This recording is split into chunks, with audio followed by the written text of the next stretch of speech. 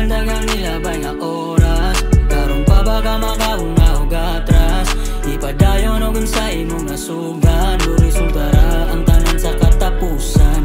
Kayang tanan na ay rason kung anong maanan kamot kakaron. Dili man nato matagsa-tagsa ang proseso, ipadayon lang kung sa imo ang gusto. Ipadayon lang, ayaw o patambag, kay dili silang magpulos kundi ikaw ra. Sige paning kamot pa og tarong o giwagta, ang imong mga kahadlok basta pagagwanta.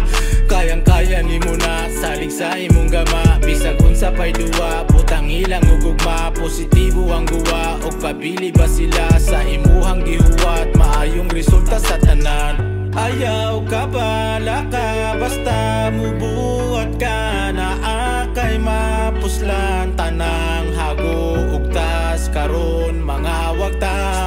Dagang pagsulay nga ni age, pero wala nagpadala sa gibate.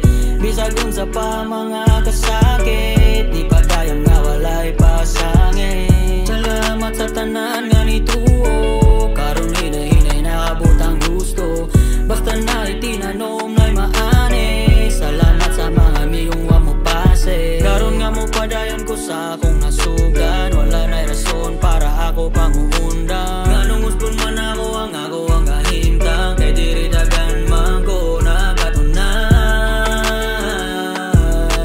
Kay diri dagan man ko nakatunan. Kay diri dagan man ko nakatunan. Dili na sa ko mo biya ang talento, buhaton ako ang akong mga gusto.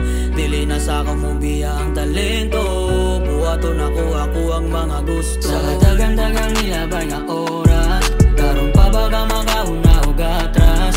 Ipadayon og sa imong nasugan,